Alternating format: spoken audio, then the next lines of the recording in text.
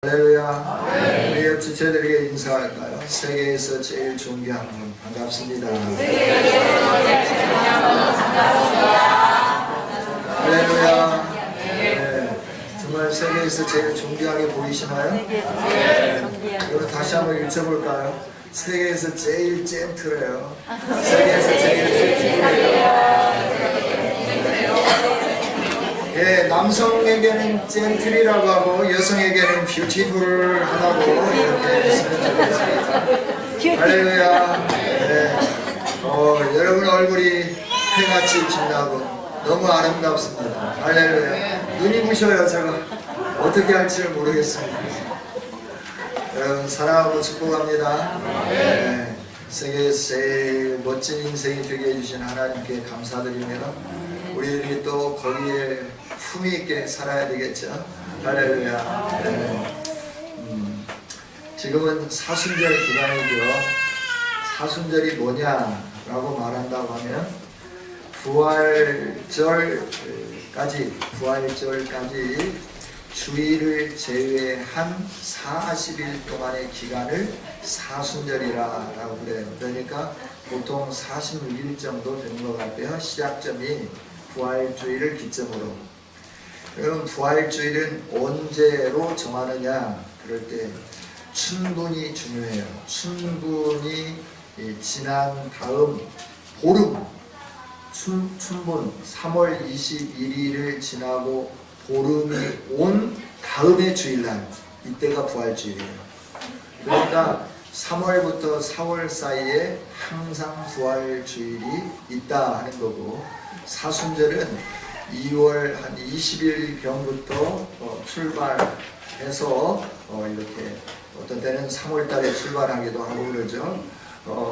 올해는 3월 6일부터 시작되어서 지금 사순절 기간이다 이렇게 말할 수 있어요. 그럼 사순절은 언제 정했냐? 뭐 사람들이 막 이렇게 말하기도 해요. 사순절 뭐 캐톨릭의 어떤 뭐 영성 아니냐? 뭐 캐톨릭의 영성이라고 말하는 분들은 그렇게 비판하고 싶기도 하겠죠. 예수님이 부활하신 사건은 위대한 사건이었죠. 그죠? 그래서 베드로 사도가 말하는 것은 예수 그리스도, 우리의 주와 그리스도 되신 예수께서 살아나셨다. 이걸 선언했잖아요. 할렐루야. 이 부활 신앙은 우리에게 중요한 신앙이에요. 유대인들은 이 부활 신앙을 갖지 못하도록 하기 위해서 말하지 못하게 했지만 베드로 사도는 선포하죠. 하나님 말 듣는 것이 나으냐? 너희들 말 듣는 것이 나으냐? 한번 판단해 봐라. 그러니 나는 너희들 말을 들을 수가 없다. 하나님의 말을 들을 수밖에 없다. 이렇게 선언하면서 부활을 선포하고 살았죠. 그런데 초대교회 때는 처음에는 이게 뭐 유대교인지 그리스도교인지 잘 몰라서 이렇게 수용하는 듯 하다가 이제 시간이 흘러가면서 유대인들 가운데 또 보수자들이 있잖아요. 항상 보수와 진보가 있으니까 이 보수자들이 이 예수 믿는 사람들이 이대로 놔두면 안 된다. 이거 전염병처럼 퍼진다. 그래서 그걸 하지 못하도록 핍박하고 억압하기 시작하는 거죠. 핍박하고 억압하기 시작하니까 초대교회는 부활주일의 그 감격, 부활의 그 기쁨, 부활의 그 영광을 제대로 누리지 못했어요. 숨어서 우리끼리만 했던 거였죠. 그런데 이제 300년이라고 하는 긴 시간 동안 기독교가 박해를 받다가 기독교가 이제 국교가 되면서 드디어 쨍하고 해가 떴어요. 그래서 이게 밖으로 나오기 시작했어요. 그러니까 모든 사람들이 황제가 기독교가 우리 국교다, 로마의 국교다라고 선언하니까 어둥이 떠둥이들, 출세하고 싶은 사람들, 이 모든 사람들이 다 교회에 나오는 거예요. 제가 그런 걸 이렇게 읽으면서 역사 고전을 읽으면서 군대가 생각이 나요. 군대에서 사단장이 예배에 참석한다 그러면 그 부대에 있는 휘하의 모든 위관급부터 영관급까지 다 도열해갖고 촥 앉아있어요. 그때는 예배 드릴만 하죠. 기억이 납니다. 왜냐하면 막 줄 서가지고 이 가운데까지 앉아가지고 군인 정신으로 예배를 드리니까.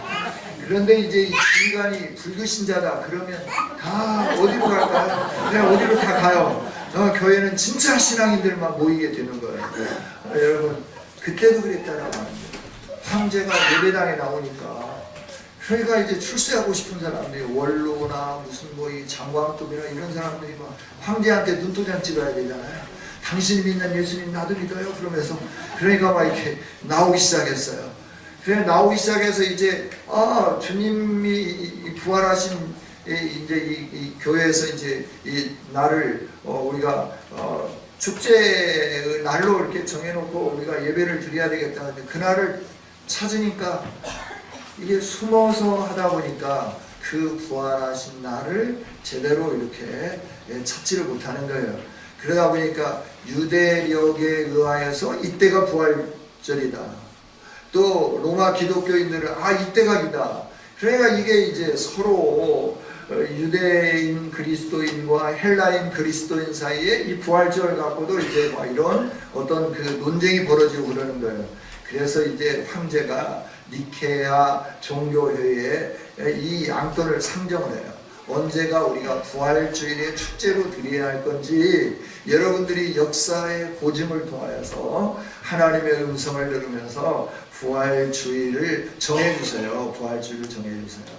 그래서 이렇게 계산을 해보니까 충분히 지난 보름 그 다음에 오는 주일이 부활주일이면 얼추 예수님이 부활하신 날과 흡사할 것 같다. 이 날로 정하자. 그래서 그 날로 딱 정해놓고 352년경에 니케아 회의가 있었는데 325년에 거꾸로 325년에 니케아 회의가 있었어요.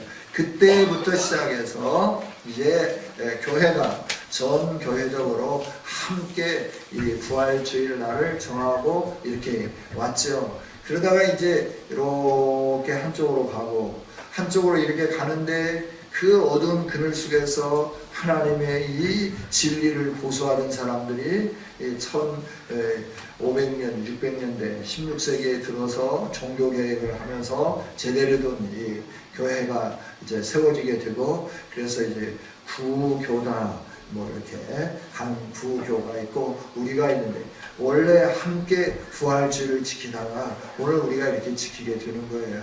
그러니까 이런 뭐 사순절도 그래서 그때부터 사순절을 지키자라고 하면서 왜 그러면 40일이냐 그럴 때 예수님이 부활하시고 40일 동안 이 땅에 계시다가 승천하셨다. 그래서 그 날을 좀 기념해보자. 그래서 40일을 정하고 40일 동안 우리가 사순절로 지키고 가는 거예요.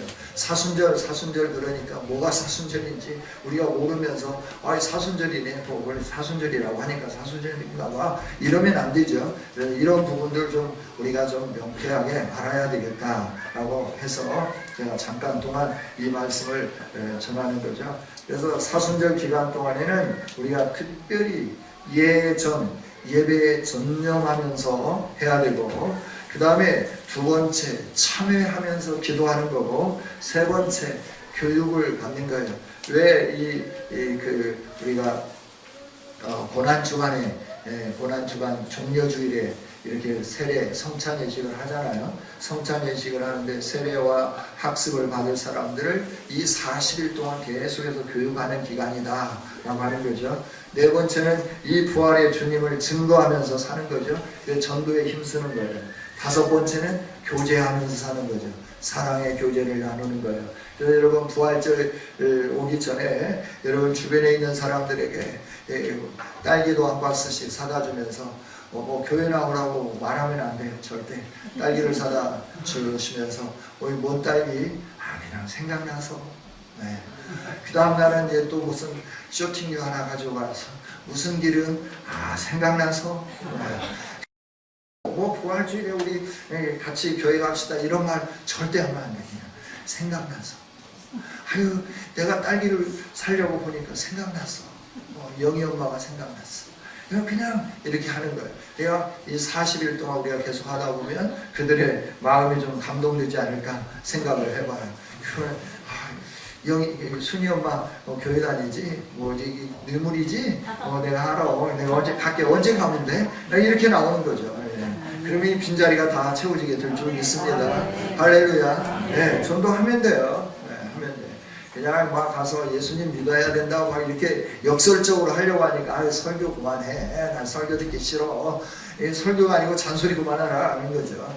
그냥 우리가 교제하면서 사랑을 나누면 위대한 역사가 일어나게 될 줄 믿습니다. 그래서 이 40일 동안 하면서 왜 식탁의 교제를 주로 나누라고 하는 건데, 식탁의 교제는 뭐냐면 6월절 만찬을 나눴던 것처럼 가족이 함께 모여 식사 교제를 나누고 이웃과 함께 모여 식사 교제를 나누는 이 사순절 기간이 되면 된다 하는 거죠. 그러면서 이 사순절 기간 동안에는 우리의 신앙의 성숙과 구체화를 위해서 예배에 전념하고 기도에 전념하고 말씀 교육에 전념하고 전도하는 일에 전념하고 교제와 구제하는 일에 실천하는 이런 삶을 좀 살아보자. 그러면서 좀 이 기간 동안에 좀 절제해보자. 밥을 한 그릇씩 먹었다 그러면 2숟가락씩 좀 절제해보자. 한 그릇에서 반절만 먹자 그러면 굉장히 화날 것 같으니까 2숟가락만 덜 먹어보자 라고 하는 거예요. 텔레비전을 주구장창 보았다 그러면 저녁에만 텔레비전을 보자가 아니고 낮에만 보고 저녁에는 잠자고 기도하는데 좀 힘써보자 라고 하는 거죠. 우리가 좋아하는 것들, 그래서 커피를 좋아한다, 커피 많이 하다 그러면 커피를 좀 줄여보고 커피를 좀 금식해보고 TV를 좀 줄여보고 금식해보고 이웃과 사랑을 나누면서 이렇게 사는 기간으로 우리가 정했으면 좋겠다라고 하는 거예요. 이 사순절 벌써 이제 3월 6일부터 시작했으니까 오늘까지 오면 며칠이 지나갔나요? 거의 뭐 20일 다 지났죠. 앞으로 20일 정도 남았습니다. 그러나 우리가 좀 최선을 다해서 이 사순절 기간 동안 믿음으로 좀 신앙의 성숙을 위하여 저와 여러분이 십자가의 은혜를 생각하면서 하나님 앞에 서고 말씀을 묵상하고 십자가를 붙잡는 이런 아름다운 삶을 살았으면 좋겠습니다. 할렐루야. 네. 하나님은 저와 여러분에게 새 일을 행하신다 라고 말씀을 드렸습니다. 새 일을 행하시는 하나님을 찬양합니다. 할렐루야. 그래서 사순절하고 부활주일만 해도 오늘 설교를 하고 다음 시간에 하고 그 다음 시간까지 할 수 있도록 제가 준비를 다 했어요. 그러나 오늘은 또 요한일서 1장 1절부터 10절에 있는 말씀을 통해서 사귐, 주님의 소망, 하나님의 소망, 하나님의 열망이기 때문에 이 사귐에 대해서 우리가 함께 생각해 봐야 되겠죠. 여러분, 하나님은 저와 여러분에게 새 일을 행하기를 원하십니다. 할렐루야. 예. 그래서 이 새 일을 행하시기를 원하시는데 그 일이 뭐냐 그러면 창세 전에 구원하시기로 작정하시고 예정했다 하는 거예요. 예, 1900년대에 태어날 김상신, 내가 너를 1900년대에 너를 구원해내겠어. 그걸 언제 예정하셨느냐? 천지를 창조하시기 전에 나를 하나님의 자녀 삼기 위하여 이미 애정해 놓으시고 리스트에 기록해 놓으셨다 하는 거예요. 할렐루야. 이게 새 일을 행하신 거예요. 그 리스트에 기록된 그 사람을 오늘 하나님이 찾아오시고 감동 주시고 믿게 하시고 그래서 구원받게 하시면서 성도가 되게 해 주신 줄 믿습니다. 예정하신 가운데 택하신 가운데 부르신 가운데 우리를 영화롭게 하시고 우리를 영화롭게 하신 하나님은 영원토록 이 영화로움을 누릴 수 있도록 은총을 주신 줄 믿습니다. 그래서 이 새 일을 행하신 일들을 하나하나 살펴보면서 우리가 죄와 허물로 죽었는데 하나님이 찾아오셔서 살리시는 일부터 시작하셨다. 살리시고 난 다음에 나와 함께 살자, 나와 함께 사는데 너가 나와 함께 살겠다고 하는 언약을 해야 된다. 그래서 그 언약식에 대해서 우리가 출애굽기에 있는 25장에 있는 말씀을 가지고 20장에 있는 말씀을 가지고 우리 함께 살펴봤습니다. 19장에 있는 말씀 가지고. 그리고 하나님은 이 언약을 하고 난 다음에 너와 함께 하고 있다, 함께 있고 싶다, 동거하고 싶다. 그래서 하나님이 뭘 지으라 그랬어요? 성전을 지으라, 성막을 지어라. 그래서 예배하는 사람이 되기를 원하시고 그 예배의 처소에서 하나님이 늘 우리와 함께 동행하기를 원하시고 계시는 거예요. 주님은 지금도 저와 여러분을 함께 동행하고 있는 줄 믿습니다. 동행하고 있는 주님은 깊은 사귐을 갖고 싶다라고 하는 거예요. 알고 싶다라고 하는 거예요. 내가 너의 진실을 알고 싶다라고 하는 거예요. 나에 대해서도 네가 좀 진실이 알았으면 좋겠다라고 하는 거죠. 그게 뭐냐 그러면 사귐이라고 하는 거예요. 사귐. 하나님은 저와 여러분을 부르시고 동행하시면서 계속 알아가기를 원하세요.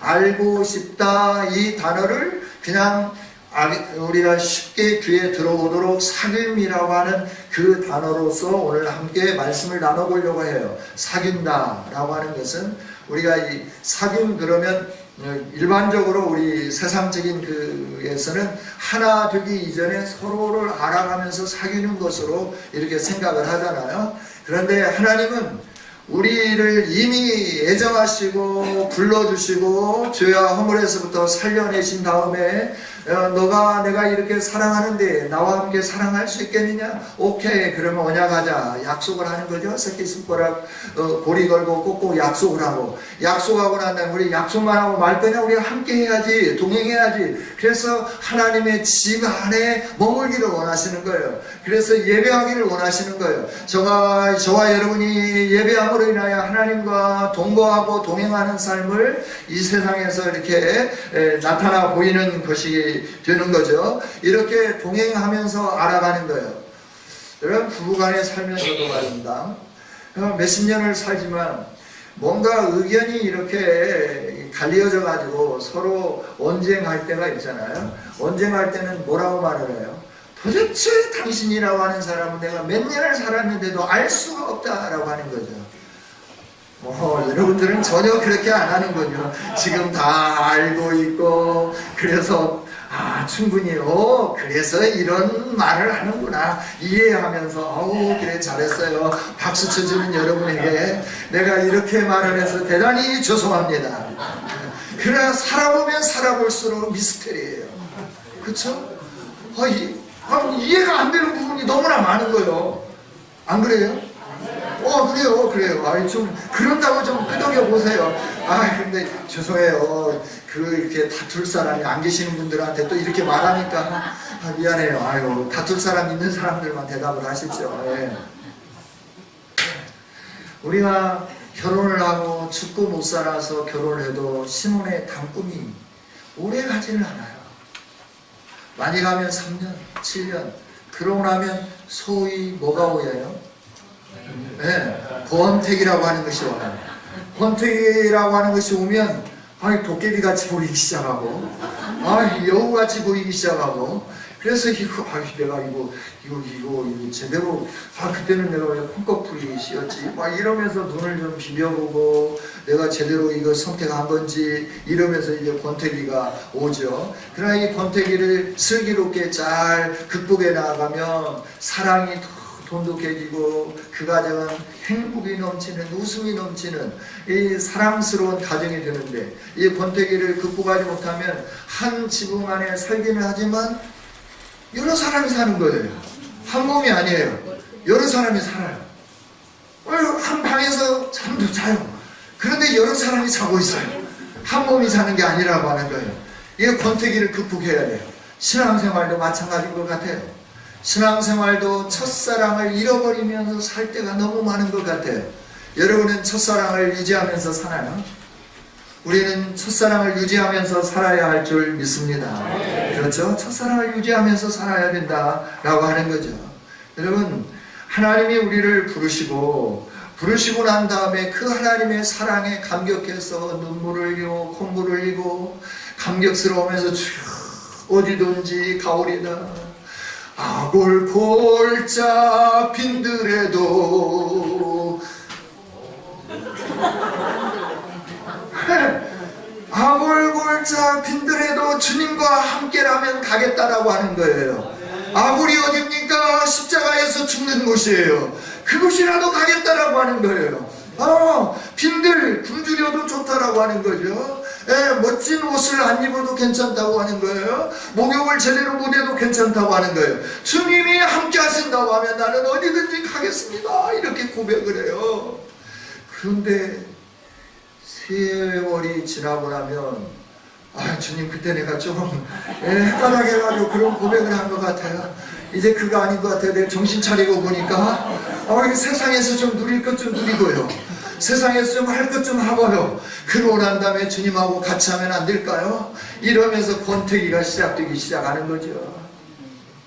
초대교회도 마찬가지였어요. 오늘 우리만 그런 게 아닌 것 같아요.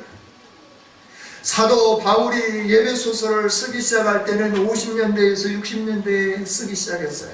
그러니까 예수님이 승천하시고 난 다음에 약 한 17년 이 정도 되었을 때 예배소설을 기록할 때는 영광스러운 나의 형제들이라고 쓰기 시작하고, 그러나 너희들에게 좀 부족한 것이 있어서 내가 늘 기도한다. 하나님의 지혜가 충만해서 하나님의 사랑의 길이와 깊이와 넓이와 높이를 알고 그 사랑 안에서 자라나기를 원한다. 그래서 지혜의 정신을 너에게 허락해 주셔서 이 하나님의 사랑을 느끼기를 원한다. 이러면서 이렇게 편지를 썼는데, 그로부터 시간이 흐르고 난 다음에 요한 사도가 예수님이 승천하시고 한 70년, 60 몇 년 지나고 난 다음에 편지를 쓸 때는, 예배소 교회야, 너희들이 이단들을 색출해내는 것 정말 잘한다. 나도 그걸 기뻐한다.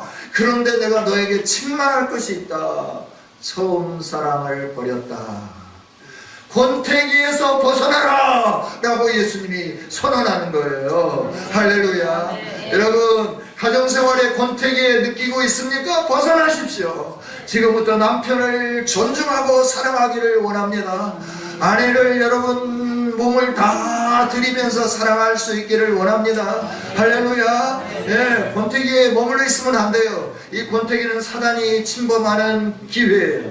그러니까 이 예배소 교회에도 사단이 침범했고, 요한 사도가 지금 편지를 쓸 때에도 사단이 침범하기 시작한 거예요. 사단이 침범했는데, 오늘 말씀을 이렇게 보면 이 말씀의 이 흐름을 쭉 보면서 이렇게 보면, 하나님은 실체 하나님이시다라고 이렇게 말씀하는 거 보니까, 어떤 사람들이 와서 하나님이 실체가 아니라고 속이면서 이 사랑을 하나님께만 두냐, 이렇게 좋은 세상에 남편 한 사람 얼굴만 바라보고 있으면 뭐하냐, 낮에는 친구도 만나고 동호회도 하고 차도 마시고 이러면서 살지 왜 가정에만 처박혀 있느냐, 이러면서 유혹하기 시작하는. 그러면 권태기 때는 어떻게 하는 거예요? 그러볼거나 하고 귀를 기울이기 시작하는 거죠.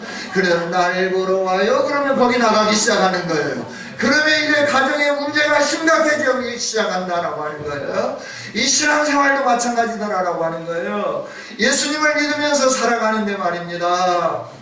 예수님 믿으면 주님이 나를 지켜주시고, 신랑 되신 예수님은 능력이 무한하시고 광대하신 하나님이시고, 그 하나님이 온 세상을 통치하시는데, 이 세상의 주권자가 나를 계속 억압하는 거예요. 나를 힘들게 하는 거예요. 공부하게 하는 거예요. 사람들이 그러니까 손가락질하면서 비방하기 시작하는 거예요. 출세가 방해되기 시작하고, 승진하는데 진급하는데 자꾸 믿는다라고 미끄럼 타고 뒤로 물러나기 시작하고, 이러면서 살다가 보니까 나도 출세하고 싶은데, 나도 저 자리 가고 싶은데, 나도 저 회전 의자에서 좀 빙글빙글 돌면서 빙글빙글 도는 회전 의자 나도 한번 앉아보고 싶은데, 그러다 보니까 신앙생활에 뭐가 오느냐 그러면 권태기가 찾아오더라라고 하는 거예요.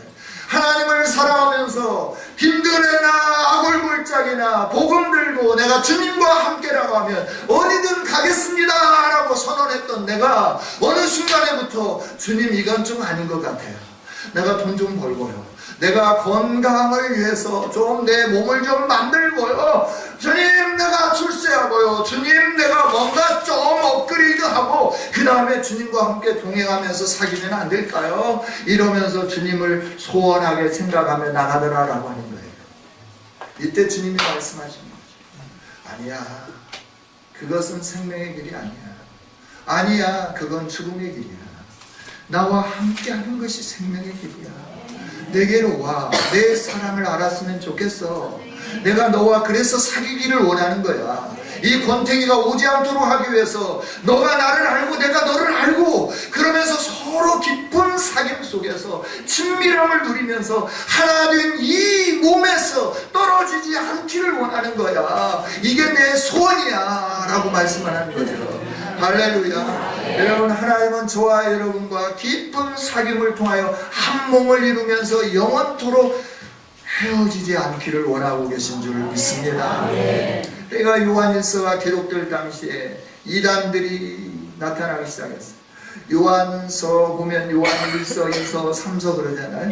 요한일서는 하나님의 사랑에 대해서 말씀을 해주는 거예요. 요한일서는 이단에 대해서 말하는 거예요. 요한 3서는 뭐에 대해서 말하는 거예요? 가이오 장로야, 네가 정말 하나님을 믿는 믿음으로 승리해서 좋다. 너 계속 이렇게 승리하기를 원한다. 믿음으로 승리한 가이오 장로 예를 들어서 말씀해 주는 거잖아요. 그래야 요한 1서가 기록될 때 하나님의 사랑이 이런 거다. 하나님의 사랑이 이렇게 나타났다. 우리가 하나님을 사랑한 게 아니고 하나님이 우리를 사랑했다 하면서 계속해서 하나님의 사랑을 쏟아. 왜냐하면 이단들이 들어와 가지고 하나님을 사랑하는 성도들의 마음을 막 자꾸 흔드는 거예요. 그래서 권태기가 심각하게 오기 시작하고 그 권태기 속에서 하나님만 의지하던 이 삶에서부터 눈동자가 자꾸 돌아가기 시작해요. 이리 돌고 저리 돌고 저것이 좋을까 이것이 좋을까 하나님만 의지하면서 살던 이 삶에서부터 자꾸 요동치기 시작하고 믿음이 점점 식어지기 시작하고 세상을 향하여 자꾸 몸을 맡기고 하나님과 함께하던 시간보다는 세상과 더불어 사는 시간을 더 늘려가기 시작하는 이때 요한일서를 기록하게 되었다라고 하는 거죠. 권태기를 벗어나서 첫사랑을 회복할 수 있도록 하기 위해서 하나님이 요한일서를 주셨는데 오늘 우리들에게도 동일하다라고 하는 거죠. 할렐루야. 그렇습니다. 저와 여러분에게도 동일하게 이렇게 말씀을 하는 거예요. 여러분, 오늘 1절을 같이 한번 읽어볼까요? 시작. 태초부터 있는 생명의 말씀에 관하여는 우리가 들은 바요 눈으로 본 바요 자세히 보고 우리 손으로 만진 바라 라고 말씀해요. 예수 그리스도 복음은 태초부터 계셨던 생명의 말씀인데 이 생명의 말씀은 우리가 들었고 눈으로 보았고 또 눈으로 보는데 어떻게 봤냐면 자세히 봤다는, 자세히 보았고 우리 손으로 만진 바 된 그분이다. 예수님은 어떤 그 눈에 보이지 않는 실체가 없는 어떤 그냥 이렇게 상상의 날개 속에 있는 그런 어떤 상상의 동화가 아니다 라고 하는 거죠. 예수님은 실제적으로 우리 가운데 오셨고 우리 가운데 존재하셨고 우리에게 사랑을 쏟아 부어주셨고 그 실제이신 예수님이 그 사랑으로 오늘도 우리를 사랑하고 계신다라고 말씀해 주는 거죠.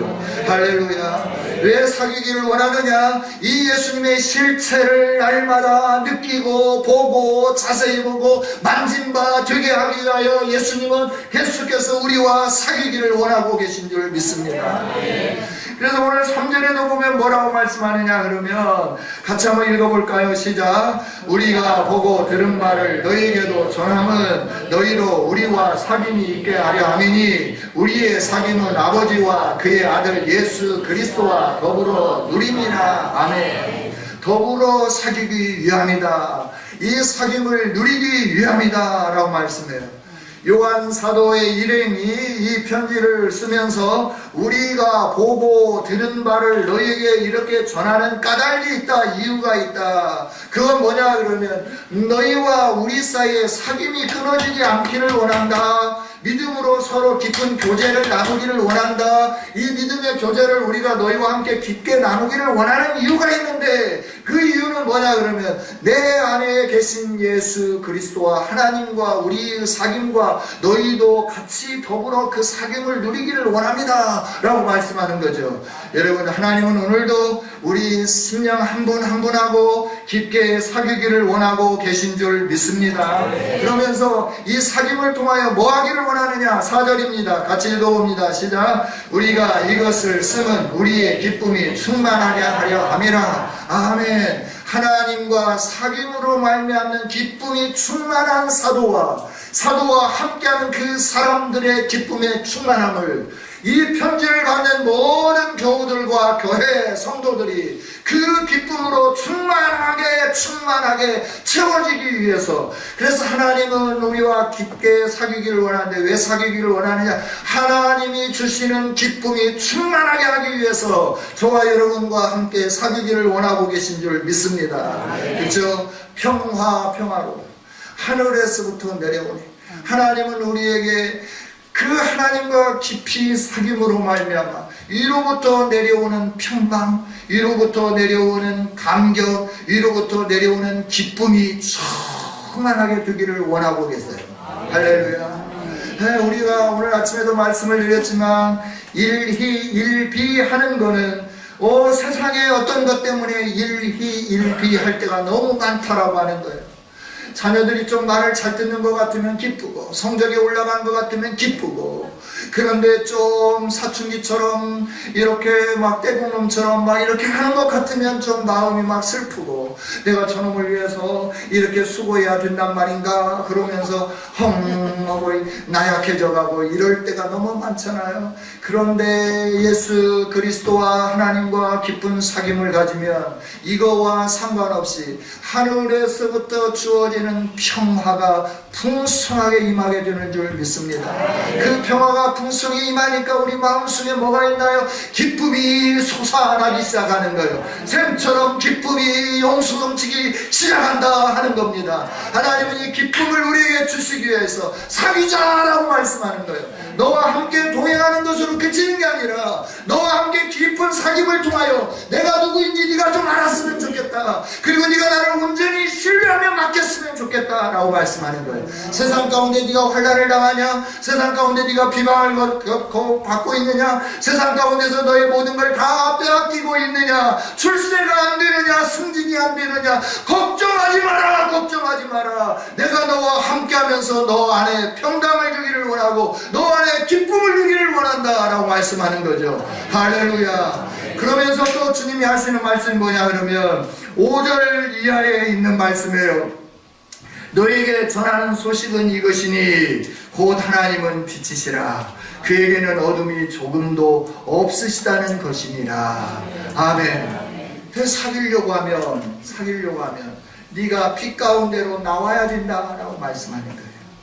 내가 너와 사귀고자 하는 것은 너를 유혹하면서 나와 너 사이에 끼어든 그 어둠의 세력들, 그래서 권태기를 일으키는 그 잘못된 것들, 쓴뿌리들 내가 다 뽑아내기를 원하는데, 그 뽑아내게 하는 이 은혜를 누리려고 하면 네가 빛 가운데로 나오는 거다라고 말씀하는 거죠. 할렐루야. 하나님과 사귀려고 하면 우리가 죄가 있으면 하나님과 사귈 수 없다라고 말씀해 주는 거예요. 우리가 숨기고 있는 죄가 있으면 안 된다라고 하는 거예요. 하나님의 거룩한 속성, 하나님의 거룩한 속성을 본받으면서 우리도 거룩해져야 된다라고 하는 것을 가르쳐 주는 거죠. 사귀는 것은 우리 안에 있는 더러운 쓰레기들을 하나님이 하나씩 우리 스스로 제거해 낼 수 있도록 조명해 주시기 위해서 사귀기를 원한다 하는 거죠. 할렐루야. 여러분, 하나님과 깊게 사귀는 우리가 될 수 있기를 원합니다. 하나님과 깊게 사귀면 우리의 숨어있는 죄들, 우리의 저 밑에 있는 그 지저분한 것들 깨끗하게 주님의 성령으로 조명해 주시면서 보게 하시고 깔끔하게 청소하게 해 주시는 줄 믿습니다. 그래서 빛 가운데 계시는 하나님이, 조금도 어둠이 없으신 하나님이, 6절 같이 한번 읽어봅니다. 시작. 만일 우리가 하나님과 사귐이 있다 하고 어둠에 행하면 거짓말을 하고 진리를 행하지 아니함이거니와. 아멘. 주님 사귄다고 했어요. 주님 함께하겠다고 약속했어요. 그리고 주님 앞에 어쩌면 동행한다라고 하는 의미에서 예배도 드리고 이렇게 사는데, 이게 바로 사귐이 있다 하는 일들이죠. 그러나 이렇게 사귐이 있다 하면서도 어두운 가운데 행하면 거짓말하는 자고 진리를 행하지 않는 자다라고 말씀해 줍니다.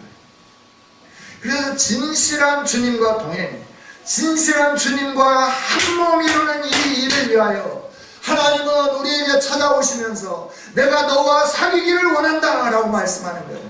내가 이제부터 너 안에 조명해주면서 이 어둠들을 다 제거해내면서 정말 빛 가운데 살며 나와 온전한 연합을 이루어 내게 있는 영광, 내게 있는 능력, 내게 있는 기쁨, 내게 있는 소망, 내게 있는 모든 것 네가 누리기를 소망한다 라고 말씀하는 거죠.